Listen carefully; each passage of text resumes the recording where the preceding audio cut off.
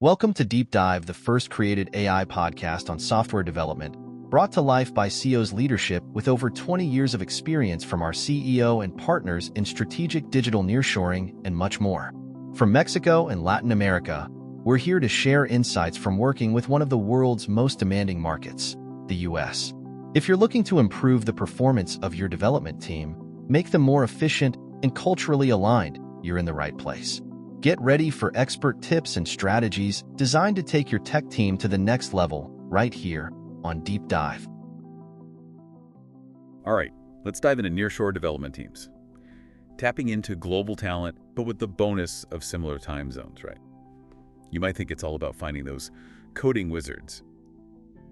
But while tech skills are super important, there's a whole other layer to this, man. It's fascinating, right? Building a successful nearshore team, it goes way beyond just like checking off tech skills on a resume. You got to find a team whose values, and even more importantly, communication styles, really click with your company culture. It's like finding that missing puzzle piece, but for your whole team. I love that, the missing puzzle piece.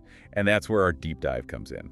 We've got this super insightful blog post from Adaptability. He's an engineer. He's not only been down in the coding trenches, but he's led global teams too. He knows this stuff inside and out. And he lays out this really practical roadmap for finding that perfect nearshore match. Yeah, one of the things that really stands out to me is that Alberto doesn't start by saying, okay, go scour LinkedIn for like the top tech geniuses. He actually starts with you.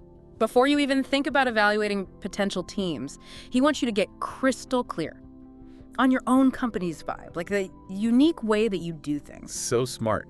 It's like before you even think about dating, right? Yeah. You got to know what you're bringing to the relationship. Yeah. And Alberto has this list of questions that really makes you think, like, how does your company actually handle communication? Is it all like super formal emails and memos? Okay. Or is it more of a, Yeah. Slack-filled, meme-loving kind of free-for-all? Exactly. And how do you deal with disagreements? Or when you need to give someone tough feedback? Are you the kind of company that's all about like direct, no-holds-barred honesty? Or do you prefer a more diplomatic sandwich approach? I like the sandwich approach, personally. Yeah. And then how do you make decisions in your company? Is it top-down, decree, democratic vote, or do you let the data guide you? Oh, data-driven for sure. It's like Burr. Right. It's like learning the work language of a particular culture, for example.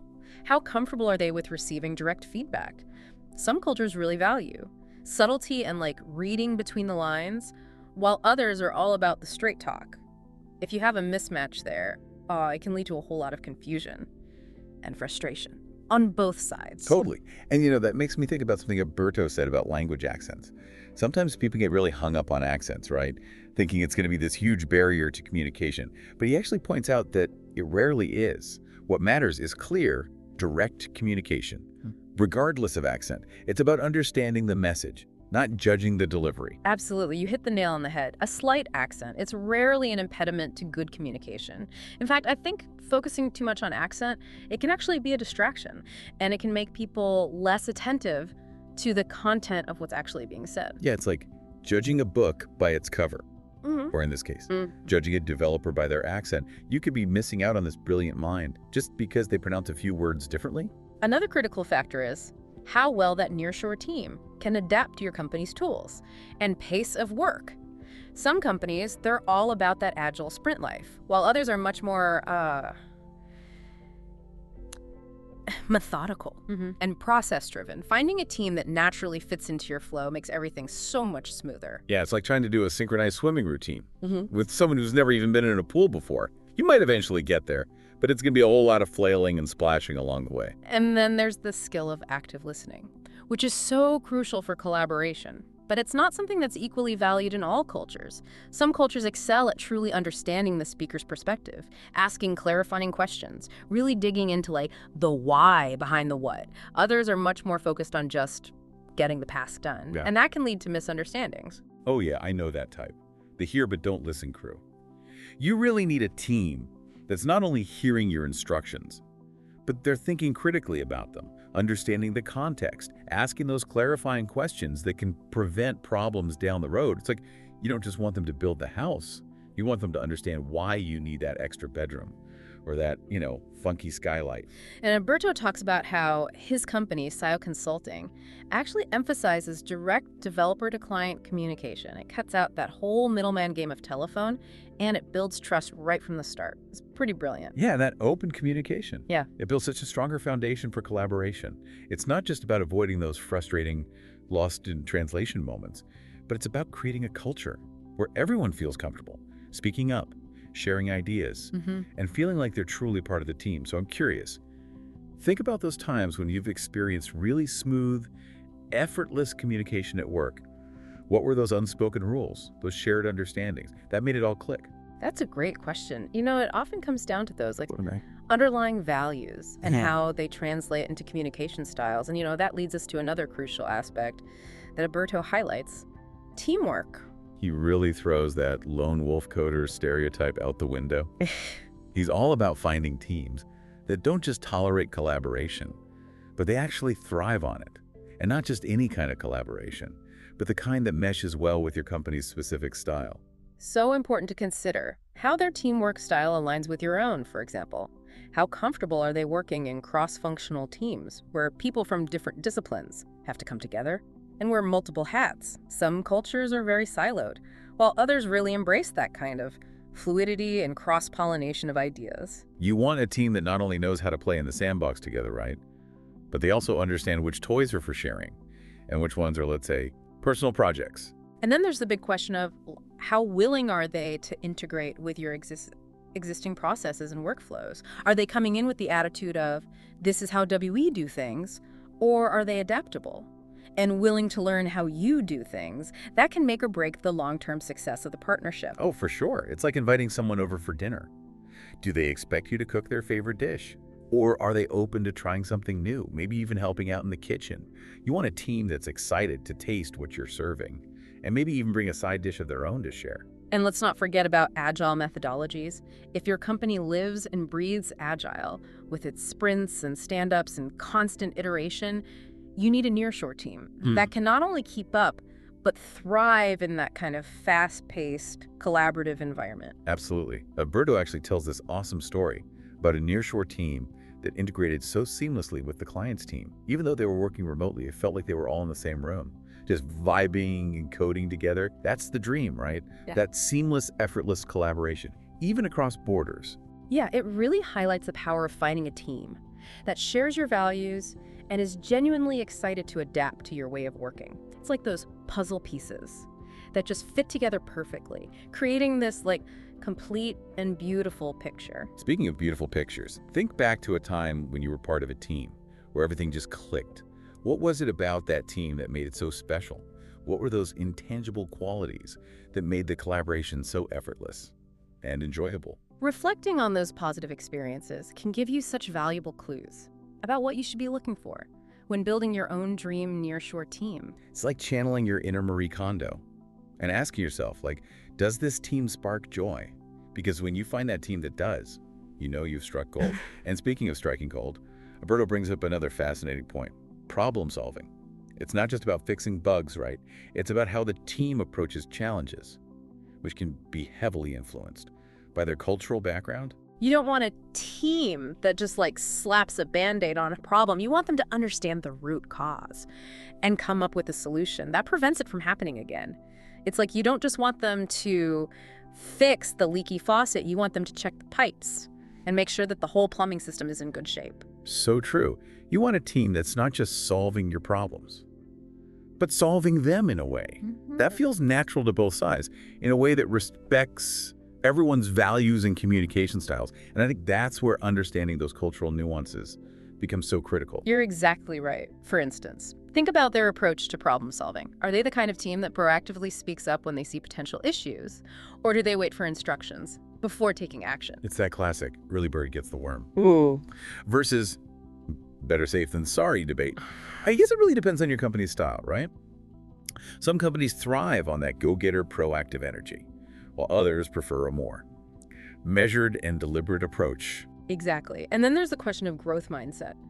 Does the team see challenges as opportunities for learning and improvement?